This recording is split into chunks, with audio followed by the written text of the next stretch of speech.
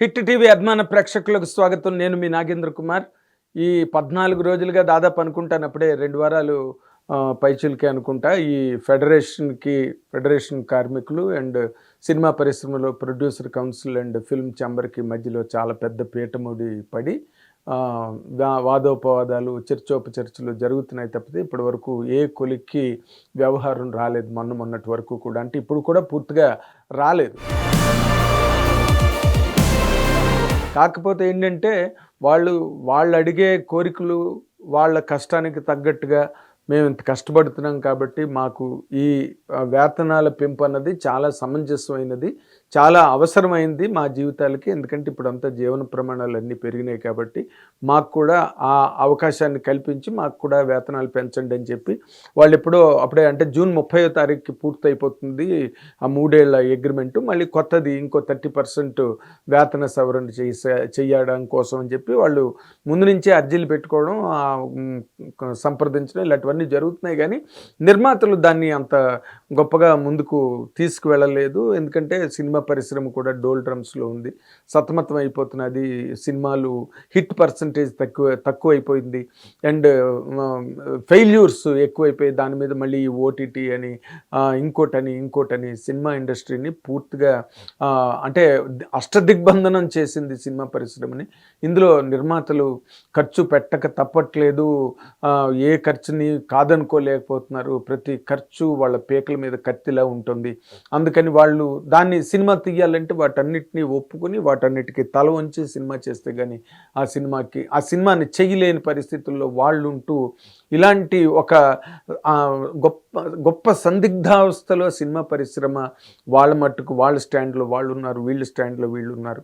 వాళ్ళు హీరోలకి అంత ఇస్తున్నారు, డైరెక్టర్లకు అంత ఇస్తున్నారు, కెమెరామెన్లకు ఇంత ఇస్తున్నారు, అలా ఇస్తున్నారు, ఇలా ఇస్తున్నారు అని చెప్పి ఆ లెక్కలని వాళ్ళు పెట్టుకుంటుంటే వీళ్ళు అంటే నిర్మాతల మండలి, ఛాంబరు మాకు ఇన్ని ఇబ్బందులు ఉన్నాయి, తప్పదు, ఎవరి పేరు మీద మార్కెట్ అవుతుందో వాళ్ళకి ఇవ్వక తప్పదు, వాళ్ళ దగ్గర జీ హుజూర్ అని చేతులు కట్టుకోక తప్పదు మాకని చెప్పి వాళ్ళు వాదనలు వినిపిస్తున్నారు. ఇలాంటి వాతావరణం ఏదో నడుస్తున్నది. ఇప్పటివరకు ఏ విషయం కొలిక్కి రాలేదు. కాకపోతే ఏంటంటే ఈ మధ్య రోజుల్లో అంటే వాళ్ళు చాలా కాలం ఎవరి మట్టుకు వాళ్ళు కొట్లాడుకున్నారా, తగులాడుకున్నారా, మాట్లాడుకున్నారా, ఒకళ్ళ మీద ఒకళ్ళు వాగ్బాణాలు సంధించుకున్నారా, ఇవన్నీ పక్కన పెడితే అవన్నీ కూడా జరిగినాయి.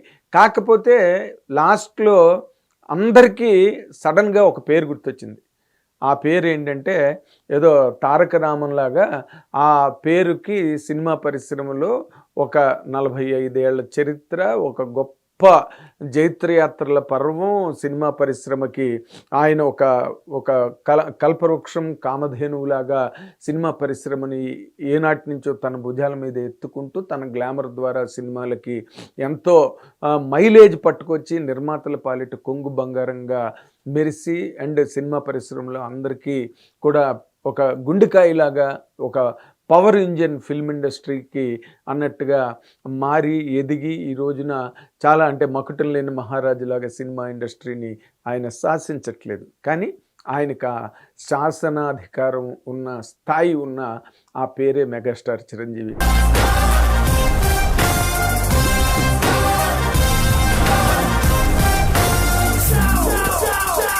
కాబట్టి వీళ్ళందరూ వాళ్ళల్లో వాళ్ళు మల్లగుల్లాలు పడ్డారు, ఒకరి మీద ఒకరు రకరకాలుగా ఫైటింగ్లే జరిగినాయి ఆల్మోస్ట్. కానీ లాస్ట్లో ఇంకా మన వల్ల కాదు, మనం దీన్ని ఇప్పుకోలేం, ఈ చిక్కుముళ్ళు మనం ఇప్పుకోలేం అనే ఉద్దేశంతో అందరూ కూడా మెగాస్టార్ చిరంజీవి గారిని ఆశ్రయించడం జరిగింది.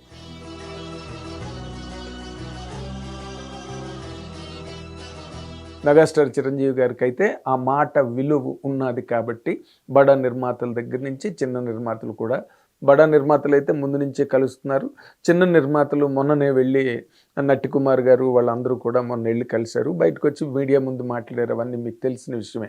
ఎందుకంటే ఆయన తాలూకా ప్రాతినిధ్యము, ఆయన తాలూకా ప్రాబల్యము లేకపోతే ఈ సినిమా పరిశ్రమలో ఏ విషయాలు ఒక్కొలిక్కిరావు. ఓకే, దాసనారాయణ ఉంటే దాసనారాయణ ఆయన దగ్గరకి అందరూ వెళ్ళి పరిగెత్తి వెళ్ళేవారు ఉదయాన్నే. ఆయన కూడా అంతే క్రియాశీలకంగా అన్ని విషయాల్లో తలదూర్చి అందరికీ తల్లో నాలుకలా ఉండి అందరి సమస్యల్ని పరిష్కరించడం అన్నదే ప్రతిరోజు దినచర్యగా పెట్టుకున్న ఒక ఒక గొప్ప వ్యవస్థగా దాసనారాయణ గారికి పేరున్నది. దాన్ని ఎవరు కాదనలేరు. ఈ రోజున కూడా ఆయన ఉంటే ఇంతవరకు కూర్చుండేది కాదు, ఆయన ఉంటే అని మాట్లాడుకుంటున్నారు.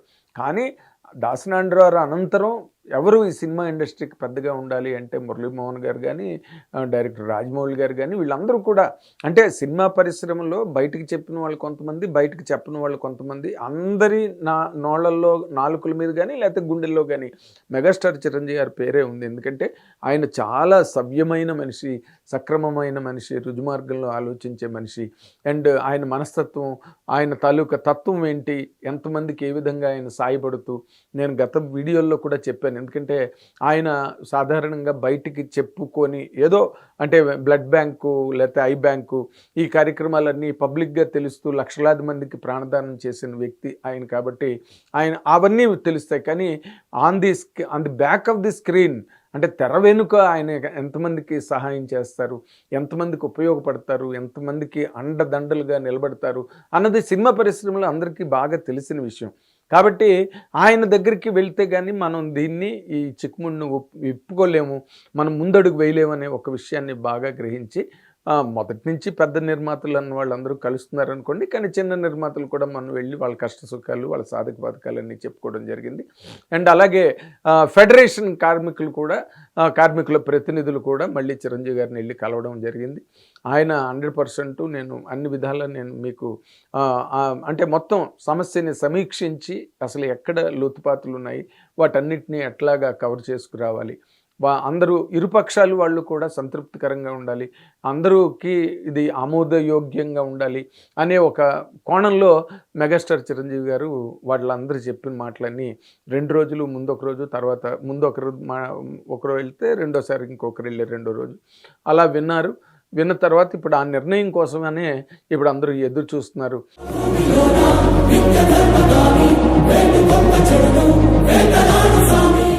కాకపోతే ఏంటంటే ఇప్పుడు ఈ సందర్భంలో నేను మీ అందరికీ గుర్తు చేద్దాం అనుకున్న విషయం ఏంటంటే సినిమా ఇండస్ట్రీకి పెద్దెవరు అంటే అంతమంది మీరే పెద్దండి అన్న ఆయన ఒక మంచి మాట అన్నారు. నేను సినిమా పరిశ్రమ బిడ్డనే కానీ సినిమా పరిశ్రమకు పెద్దని కాను అని. కానీ ఆయన చేసే పనులు, ఆయన ఒక వితరణతో అనండి, వివేకంతో అనండి, లేకపోతే ఒక హంబుల్ నేచర్ అనండి, అంత పెద్ద అంటే ఒక హిమాలయ శిఖరం అంత ఎత్తుకు ఎదిగిన తర్వాత కూడా అలా మాట్లాడడం చాలా కష్టం. ఏమీ లేని వాళ్ళు ఎగిరెగిరి పడిపోతుంటారు, రాలి పడిపోతుంటారు. అండ్ అందుకే అంటారు కదా, అన్నీ ఉన్న విస్తరాకు అలాగే ఉంటుంది, ఏమీ లేని విస్తరాకే ఎగిరెగిరి పడుతుందని అంటారు. కాబట్టి ఆయన అన్నీ ఉన్న విస్తరాకు కాబట్టి ఆయన ఎప్పుడు నిండుకొండలాగా గాలికి ధూళికి చెదిరిపోయి ఆయన ప్రతిదానికి కదిలిపోయే మనిషి కాదు. ఆయన్ని కదిలించలేరు ఎవరు కూడా. ఆయనది ఒక చాలా స్థిరమైన, నిశ్చితమైన, ఒక చాలా సుస్థిరమైన స్థానం కాబట్టి ఆయన చాలా నిలకడగా ఈ విషయాన్ని ఆలోచించగలరనే ఉద్దేశం. అండ్ ఆయన చేసిన సహకారాలు సినిమా పరిశ్రమలో ఎంతమంది ఎలా పొందారో సినిమా పరిశ్రమలో ఉన్న వాళ్ళందరికీ తెలుసు. పైగా ఆ నోట ఈ నోట వింటుంటారు, అన్నీ జరుగుతుంటాయి. అండ్ మళ్ళీ ఆయన సినిమా కార్మికుల కోసం అని చెప్పి పెద్ద ఉచిత వైద్యం కోసం అని చెప్పి ఒక హాస్పిటల్ కూడా నిర్మాణం దిశగా ఆయన అడుగులు వేస్తున్న విషయం కూడా చాలామందికి సినిమా పరిశ్రమలో తెలుసు. కాబట్టి ఇవన్నీ ఎవరు చేసే వ్యవహారాలు కావు. కరోనాలో ఆయన చేసిన నిత్యావసర వస్తువుల సరఫరా కానీ, లేకపోతే ఆక్సిజన్ సిలిండర్లు సరఫరా కానీ, ఇవన్నీ నార్మల్గా ఏ హీరో చేస్తారు, ఏ హీరోకి అవసరం, ఎవరి ఇబ్బందుల్లో వాళ్ళు ఉంటారు, ఎవరి ప్లానింగ్లో వాళ్ళు ఉంటారు, ఎవరి వర్కుల్లో వాళ్ళు ఉంటారు. కానీ బట్ ఆయన ఒక్కరే అంటే రామారావు వాళ్ళ టైంలో కూడా ఇలాగేవో నిధులు సేకరించి ఇవ్వడాలు సేకరించడం, అది నిధులు సేకరించడం, అందరి దగ్గరికి వెళ్ళి జోలి పట్టుకుని అందరి దగ్గరికి వెళ్ళి అడుక్కుని మరీ తీసుకొచ్చి ఆ సహాయ కార్యక్రమాలకి తోడ్పడ్డారు ఎన్టీ రామారావు, నాగేశ్వరరావు, ఇంకొందరు లబ్ధ ప్రతిష్ఠులైన నటీనటులు. కానీ చిరంజీవి గారు చేసేది ఏంటంటే ఒక నూతన అధ్యాయం ఆయన చేసింది. ఎప్పుడో మెడ్రాస్లో ఉన్న రోజుల్లోనే, ఆ రోజుల్లో పత్తి రైతులు నష్టపోయారని చెప్పి ఆయన నాగబాబు గారి ద్వారా ఆ పత్తి రైతులకి ఆర్థిక సహాయం అందించిన వ్యక్తి. ఆయనకేం సంబంధం, పత్తి రైతులు ఎవరు, ఆయన ప్రొఫెషన్ ఏంటి, ఆయనకేం సంబంధం, ఇవన్నీ ఆయన మొదటి నుంచి ఫాలో అవుతున్న వ్యక్తి. తర్వాత అవన్నీ కూడా బ్లడ్ బ్యాంక్ పెట్టడం, ఇవన్నీ ఆయన తాలూకా పరిధిని ఎంతో విస్తృతపరిచాయి. ఆయనకుండే ఒక కామన్ పాయింట్ అందరికీ సహాయపడాలి. ఎవరు ఏ ప్రమాదంలో ఉన్నా, ఎవరు ఏ ఇబ్బందుల్లో ఉన్నప్పటికీ కూడా నాదైన సహకారం అందించాలనే ఒకే ఒక్క పవిత్రమైన ఆశయం కానివ్వండి, లేకపోతే సదుద్దేశం కానీ, తప్పితే చిరంజీవి గారు దాని మీద ఒక మైలేజ్ తెచ్చుకోవాలి, దాన్ని గడిగడికి స్టేజ్ మీదకి వెళ్ళి చెప్పుకోవాలి అనే ఉద్దేశం ఆయనకి లేదు. మొన్నెవడో ఆయన పూర్వజన్మ సుకృతం, నా పూర్వజన్మ సుకృతం అంటే ఏంటో పూర్వజన్మ సుకృతం అని గొప్ప పడిపోతున్నాడు అని మాట మాట్లాడాడు. వాళ్ళు అంటే అలాంటి సొంటలకి ఎలా సమాధానం చెప్పాలో కూడా ఒక్కొక్కసారి అర్థం కాదు. ఆయన ఏమన్నారు, నేను రక్తదానం అనగానే చిరంజీవి పేరు గుర్తురావడం అన్నది నా పూర్వజన్మ సుకృతం అన్నారు. మీ పూర్వజన్మ సుకృతం అనలేదే. మీ ఎదుటి వాళ్ళు నాలాంటి మహానుభావుడు మీ అందరితోనే ఉండడం మీ అదృష్టం అని ఆయన అనలేదు. నేను ఈ స్థాయికి రావడానికి మీ అందరూ నాకు కలిసి రావడం కానీ, లేకపోతే మీరందరూ నాకు వెన్నంటుండి నన్ను ముందుకు నడిపించడం కానీ నా అదృష్టం అని ఎన్నోసార్లు చెప్పారు. అభిమానులకు ఎన్నోసార్లు ఆయన అభివాదాలు చేస్తారు, మీరు లేకపోతే నేను లేనని చెప్తారు. అలాగే ఇది కూడా ఈ బ్లడ్ బ్యాంక్ అనేది ఆయన నా పూర్వజన్మ సుకృతం అన్నారు. అంటే ఏంటి, నేను ఎంత యోగం చేసుకున్నానో నా జన్మ ధన్యం, నా జీవితం ధన్యం అనే యాంగిల్ వచ్చి మాట్లాడితే, మహానుభావుడు ఎవరో ఒక ఆయన పూర్వజన్మ సుకృతం అని చెప్పేసుకుంటాడు ఏంటని, ఆయన పూర్వజన్మ సుకృతం. ఇంకా అలాంటి వాళ్ళ గురించి ఎక్కువ మాట్లాడక్కర్లేదు. కాకపోతే ఇక్కడికి వచ్చిన ఇష్యూలో ఆయన ఇప్పుడు నిర్మాతల వైపు నిలబడతారా లేకపోతే కార్మికుల వైపుకి నిలబడతారా అనే ఒక చర్చ ఒకటైతే జరుగుతుంది. ఆయన ఏదో సామెత చెప్పినట్టు అందరికీ సగం సగం కాదు, ఇద్దరికీ సమంగా ఎలాగ వాటిని విభజించాలి, ఎట్లా వాటిని ఆ సమస్యని ఎట్లా పరిష్కరించాలి అనే ఒక యాంగిల్లో ఆయన చాలా సీరియస్గా అందరితోని చర్చిస్తున్నారు దానికోసం అని చెప్పి. అయితే ఆయన కార్మికుల మనిషి, ఎందుకంటే వాల్టర్ వీరయ్య సక్సెస్ మీట్లో ఆయన షూటింగ్ టైంలో, వాల్టర్ వీరయ్య షూటింగ్ టైంలో ఆ కార్మికుల తాలూకు వర్కింగ్ స్టైల్ని, అక్కడ ఆ లొకేషన్లో జరుగుతున్నది, ఆ కార్మికులందరూ ఎలా కష్టపడి పనిచేస్తారు అన్న దాని మీద ఆయన సొంతంగా వీడియో చేసి దానికి మళ్ళీ ఇంకొకరి చేత మంచి స్క్రిప్ట్ రాయించి డబ్బింగ్ చెప్పించి అది సక్సెస్ మీట్లో ఆ ఏవీని అందరి ముందు డిస్ప్లే చేశారు.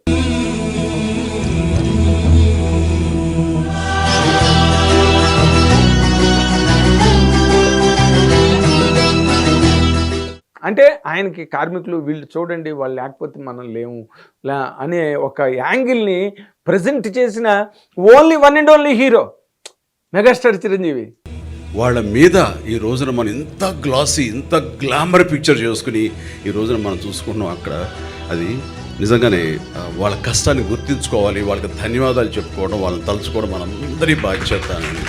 ఎవరు అసలు ఎప్పుడైనా మీరు చూసారా ఎక్కడైనా ఇంకొక వ్యక్తి సినిమా పరిశ్రమలో, it need not be necessarily A hero, A heroine, director, producer ఎవరు కనక్కల, కానీ అటువంటి ఆలోచన, అంటే ఇంతమంది కార్మికులు దీని వెనకాతలు పనిచేస్తేనే ఈ సినిమా అయిందనే ఒక చక్కటి అద్భుతమైన ఆలోచన ఎవరికి వచ్చిందండి? మన ఆలోచనలోనే మనం ఒకసారి కనుక తరిచి చూసుకుంటే అది మళ్ళీ ఆ ఘనత, ఆ ధన్యత కూడా మెగాస్టార్ చిరంజీవి గారికే దక్కుతుంది.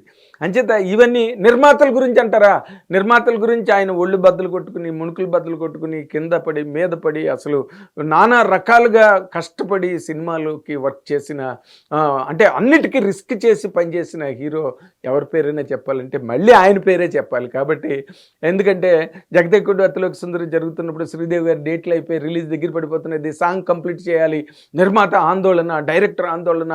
అలాంటి సందర్భంలో ఆయనకు హై ఫీవర్ ఉన్నప్పుడు కూడా విజయ హాస్పిటల్ నుంచి డాక్టర్ని తీసుకొచ్చి విజయవాహిని సెట్లో షూటింగు, సాంగ్ పిక్చరైజేషన్ జరుగుతుంటే శ్రీదేవి గారితో పాటు ఆయన డాక్టర్ని అక్కడ పెట్టుకుని స్పాంజింగ్ చేయించుకుంటూ పక్కన హై ఫీవర్తో ఆ సాంగ్ని కంప్లీట్ చేశారు. అంటే నిర్మాతల గురించి ఆయనకి ఎంత తెలియాలి. తర్వాత ఆయన వ్యక్తిగతంగా ఆయన నిర్మాతగా కూడా, అండ్ రామ్ చరణ్ వాళ్ళ అబ్బాయి రామ్ చరణ్ గారు కూడా నిర్మాతగా, అన్నీ ఆయనకి తెలియని అంశం ఈ సినిమా పరిశ్రమలో లేనే లేదు.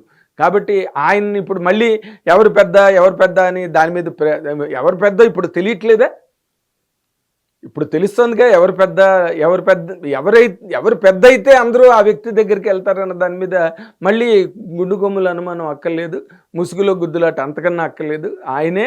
ఆయనే ఇంకా డౌట్లు ఎవరికి అక్కర్లేకుండా ఈ 70వ పుట్టినరోజు ఆగస్టు 22వ తారీఖున ఆయన పుట్టినరోజు సందర్భంగా ఆయన సినిమా పరిశ్రమకి ఇచ్చే ఈ పరిష్కారమే ఆయన ద్వారా సినిమా పరిశ్రమకు అందే చాలా అత్యుత్తమ, అత్యున్నత, అత్యంత మేలిమి కానుక, మేలిమి బహుమతిగా అందరూ భావించాలి.